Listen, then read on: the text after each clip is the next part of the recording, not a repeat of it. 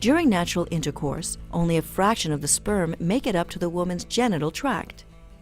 Intrauterine insemination, or IUI, is a fertility-enhancing procedure in which washed or concentrated sperm are placed directly into the uterus at the time of ovulation. Intrauterine insemination increases the number of sperm in the uterus and fallopian tubes, where fertilization takes place. IUI is a relatively simple procedure that involves passing a fine, soft, flexible catheter through the woman's vagina and cervix into her uterus. This process might require fertility drugs or may be done without medication.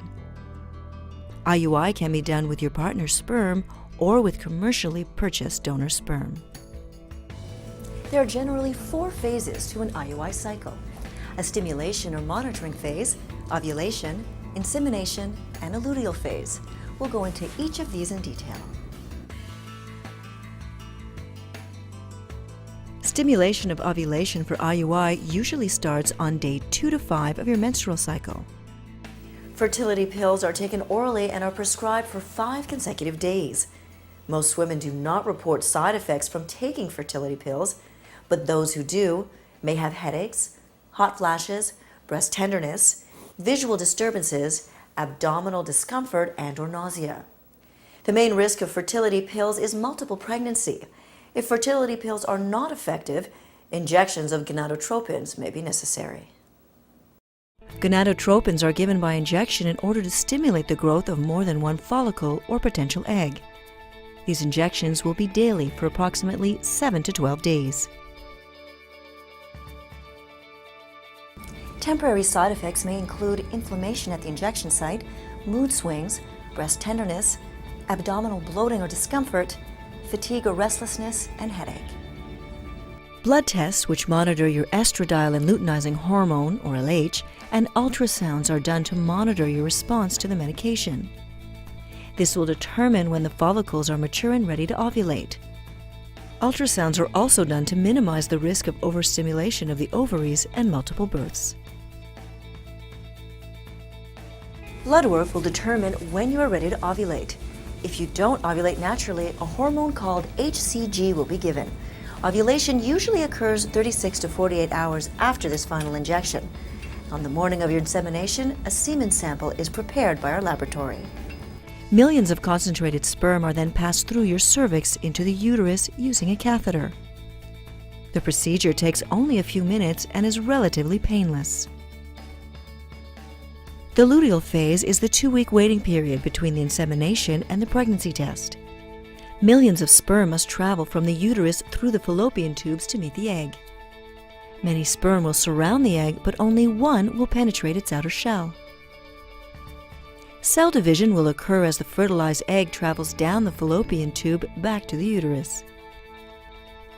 Approximately 1 week after fertilization, it will embed itself into the thickened wall of the uterus, a process called implantation.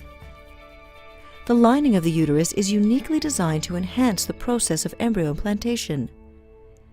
Special secretions of nutrients assist the embryo in the process of continuing development, attaching to the uterine wall, and developing the placental cells. The embryo is now safely housed within the walls of the uterus. There is very little you can do at this point to affect the chances of successful implantation. Whether or not the embryo or embryos implant in the uterus is primarily dependent on the health of the embryo, and many of the tests at this point can send us mixed signals. A blood test to determine pregnancy will be done approximately 2 weeks after your procedure. Bleeding can occur before your test. While this is very disappointing, it does not always mean the treatment was unsuccessful. Some women experience unexplained bleeding during pregnancy, so you should continue using the progesterone until the results of the blood test are confirmed. Now, at the same time, the progesterone may delay your period. This does not necessarily mean you are pregnant, so there can be a fair bit of uncertain waiting at this point. Your best bet is to keep your eye on the ultimate goal and not to get caught up in uncertainties of these tests. Eventually, if the pregnancy test is conclusively positive, you will continue to take progesterone supplements. If it is negative, you will stop the progesterone. It is recommended that you take a break before resuming treatment. If the pregnancy test is positive, an ultrasound will be arranged for about 3 weeks later. This will confirm the location of the pregnancy in the uterus and determine whether it is a single or multiple pregnancy. And a heartbeat should be seen at this point. Multiple pregnancy, for instance, twins, triplets, or quadruplets, is a potential risk of any fertility treatment. Multiple pregnancies carry a higher risk of premature delivery and miscarriage. Therefore, every attempt is made to avoid them. If your doctor discovers that you've produced many follicles, it may be necessary to cancel your cycle. Your doctor will discuss the situation with you if it arises, and other options will be explored. Other risks include ectopic pregnancy, where the fertilized egg implants outside the uterus, usually in the fallopian tube, and needs immediate medical attention, as it cannot develop normally there. In less than 2% of cases, ovarian hyperstimulation syndrome develops.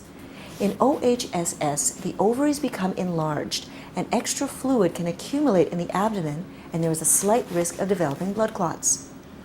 This complication requires rest, close monitoring, and may require hospitalization for intravenous fluids or the drainage of the abdominal cavity. As with all fertility treatments, the first time might not work.